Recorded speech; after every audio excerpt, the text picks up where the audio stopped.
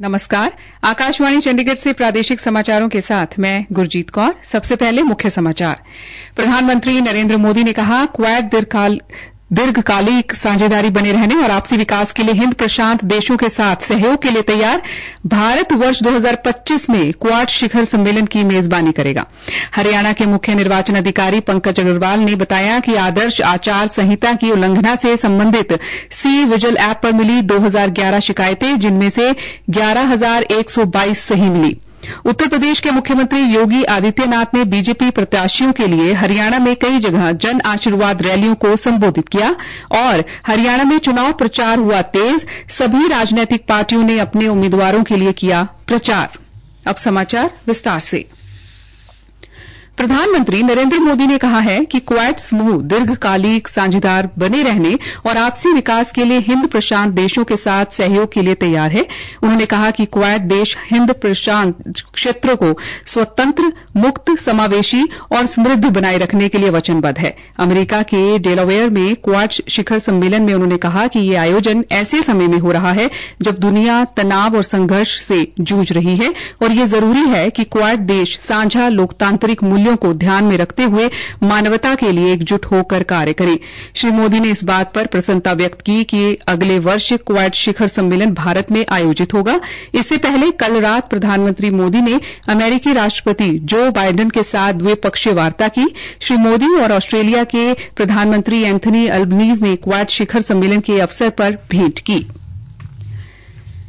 America ने भारत से चुराई गई 200 स्थानीय कलाकृतियों को लौटाने का फैसला किया है। ये कलाकृतियां जल्द ही भारत भेजी जाएंगी। प्रधानमंत्री ने इन कलाकृतियों को लौटाने के लिए राष्ट्रपति बाइडेन का धन्यवाद किया। श्री मोदी ने कहा कि ये वस्तुएं केवल भारत की ऐतिहासिक संस्कृति का ही हिस्सा नहीं है, बल्कि ये उसकी सभ्यता का आधार हैं। हरियाणा के मुख्य निर्वाचन अधिकारी पंकज अग्रवाल ने बताया कि नागरिकों की सजगता का ही परिणाम है कि हरियाणा में 16 अगस्त से 22 सितंबर 2024 तक 12,011 शिकायतें प्राप्त हो चुकी हैं, जिनमें से 11,122 सही मिली हैं। उन्होंने बताया कि जिला फरीदाबाद में सबसे अधिक 2,853, फिर सिरसा से 2,093 शिकायतें मिली हैं। वहीं मेवात से सबसे कम 13 शिकायतें मिली हैं। कुल शिकायतों में से 11,122 शिकायतों को रिटर्निंग अधिकारियों व सहायक रिटर्निंग अधिकारियों द्वारा सही पाया गया है और इन पर नियमानुसार कार्रवाई की गई। मुख्य निर्वाचन अधिकारी ने बताया कि इस ऐप पर कोई भी व्यक्ति राजनीतिक दल आदर्श आचार संहिता की उल्लंघना से संबंधित शिकायत दे सकता है। प्रादेशिक समाचार आकाशवाणी चंडीगढ़ से प्रसारित किए जा रहे हैं। हमारे राष्ट्रीय बुलेटिनों और ताजा समाचारों के लिए आप हमारी वेबसाइट newsonair.in पर लॉग इन कर सकते हैं। हरियाणा में आज उत्तर प्रदेश के मुख्यमंत्री योगी आदित्यनाथ ने नरवाना, सोनीपत के गांव जखोली और राई के बाद करनाल के असंध हलके में जन आशीर्वाद रैली को संबोधित किया। उन्होंने असंध से बीजेपी उम्मीदवार योगेंद्र राणा को और नरवाना से भाजपा प्रत्याशी कृष्ण बेदी के पक्ष में वोटों की अपील की। उन्होंने अपने संबोधन में कहा कि राष्ट्र नायकों का सम्मान कैसे होता है, ये हरियाणा में देखने को मिलता है। उन्होंने कहा कि धर्म और जाति की राजनीतिक विकास में सबसे बड़ी बाधा है। इन बाधाओं से पार पाना होगा। भाजपा सबका साथ, सबका विकास और सबका विश्वास के साथ काम कर रही है। कांग्रेस और अन्य दलों ने प्रदेश की जनता को जाति में उलझाए रखा। उन्होंने कहा कि इन लोगों के एजेंडा में कोई भी वर्ग नहीं है। इनका एजेंडा बांटो राज करो का है। उन्होंने कहा, कोई कांग्रेस के नाम पर आएगा, कोई इन लॉ के नाम पर आएगा, कोई निर्दल आपके बीच में आएगा, लेकिन बहनों और भाइयों, ये सब बिना पेंदे के लोटे हैं, लुढ़कने वाले हैं। इनका कोई अपना अस्तित्व नहीं, कोई वजूद नहीं। इनके पास विकास का कोई विजन नहीं है। ये इन लो हो या कांग्रेस, ये न विकास करा सकते हैं, ये न आपको सुरक्षा दे सकते हैं, ये न बेटी को सुरक्षा दे सकते हैं। जब ये किसी लायक नहीं है तो इन्हें वोट के लायक क्यों बना रहे हैं? योगी आदित्यनाथ ने कहा कि भाजपा ने देश से लेकर प्रदेश में परिवर्तन लाने का कार्य किया। भाजपा ने असंभव को भी संभव बनाया, जबकि कांग्रेस हो या कोई अन्य दल, सबने प्रदेश को भ्रष्टाचार और जातिवाद में डुबोया है। केंद्रीय मंत्री मनोहर लाल आज जगाधरी में आयोजित प्रबुद्ध सम्मेलन में बतौर मुख्य अतिथि शामिल हुए। इस अवसर पर संबोधित करते हुए उन्होंने कांग्रेस पर जमकर निशाना साधा। उन्होंने कहा कि कांग्रेस केवल लोगों को भ्रमित करने का काम कर रही है। कांग्रेस की हताशा का अनुमान इससे लगाया जा सकता है कि वे अपने मुख्यमंत्री तक की घोषणा नहीं कर पा रही। अपने कार्यकर्ताओं को जोड़े रखने के लिए सरकार के आने का प्रलोभन दिया जा रहा है, लेकिन हरियाणा का इतिहास रहा है, जिसकी सरकार केंद्र में होती है, प्रदेश में भी उसी की सरकार बनती है। कांग्रेस सांसद कुमारी शैलजा के भाजपा में ज्वाइन करने के सवाल पर उन्होंने कहा कि यह रणनीति है और रणनीति का खुलासा नहीं किया जाता। उन्होंने कहा, रणनीति की बातें हैं, रणनीति का खुलासा नहीं किया जाता। उनका जो काम करने का तरीका वो भौंकू जैसे होते हैं ना, भौंकू, उस प्रकार से बोलते हैं। और जनता हमारी बड़ी सौम्य जनता है, साइलेंट है। हम उस प्रकार के दावे नहीं करते। जो हमें हासिल करना होता है वही दावे करते हैं। हमारा दावा आज की डेट में यह है कि भारतीय जनता पार्टी की तीसरी बार सरकार बनेगी और मैं खुलेआम इसके तर्क बता चुका हूं आपको। उनकी कमजोरी तो उनके गठबंधन की ऑफर से आ गई थी। उनको हिम्मत नहीं हो रही कि वो अपने मुख्यमंत्री का नाम पेश करें। उन्होंने कहा कि तीसरी बार भी हरियाणा में भाजपा की सरकार बनने जा रही है।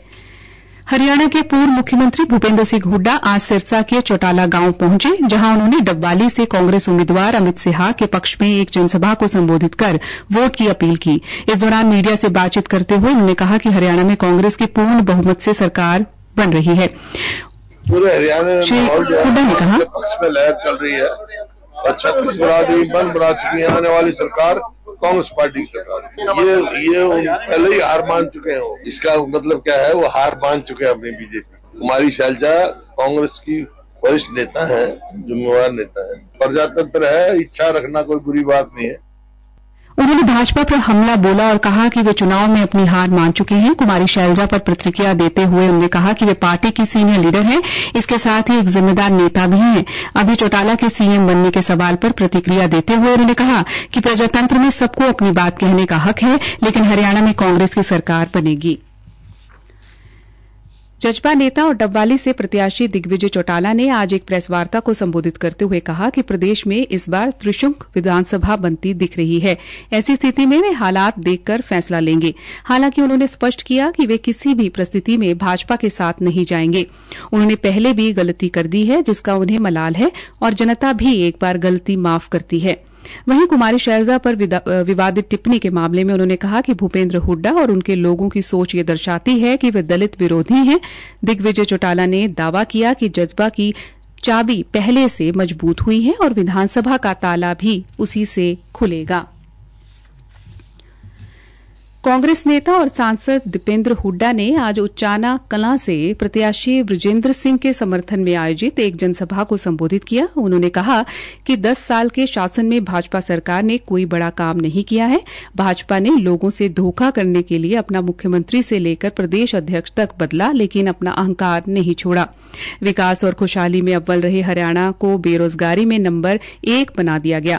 आज का युवा पलायन के लिए मजबूर है, क्योंकि उसे प्रदेश में अपना कोई भविष्य नजर नहीं आता।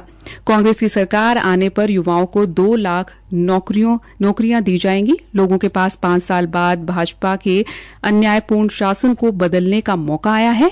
अब जनता भाजपा का हिसाब करने के लिए तैयार है। उन्होंने कहा कि आज प्रदेश में कांग्रेस की लहर चल रही है। 36 बरादरी को जोड़कर हरियाणा का भविष्य तय करने का काम किया जाएगा। भारत ने अमेरिका के डेलावेयर में स्वच्छ अर्थव्यवस्था, निष्पक्ष अर्थव्यवस्था पर केंद्रित अपनी तरह के पहले समझौतों के साथ व्यापक हिंद प्रशांत आर्थिक रूपरेखा IPEF पर हस्ताक्षर किए हैं। प्रधानमंत्री नरेंद्र मोदी की उपस्थिति में समृद्धि संबंधी हिंद प्रशांत आर्थिक रूपरेखा के अंतर्गत इन समझौतों का आदान प्रदान किया गया।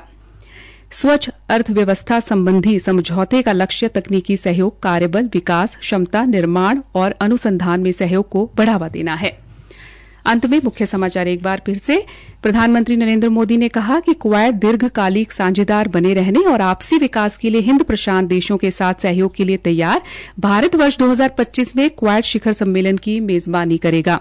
हरियाणा के मुख्य निर्वाचन अधिकारी पंकज अग्रवाल ने बताया कि आदर्श आचार संहिता की उल्लंघना से संबंधित सी विजिल ऐप पर मिली 12,011 शिकायतें, जिनमें से 11,122 सही मिली। उत्तर प्रदेश के मुख्यमंत्री योगी आदित्यनाथ ने बीजेपी प्रत्याशियों के लिए हरियाणा में कई जगह जन आशीर्वाद रैलियों को संबोधित किया। इसी के साथ ये समाचार बुलेटिन समाप्त हुआ। नमस्कार।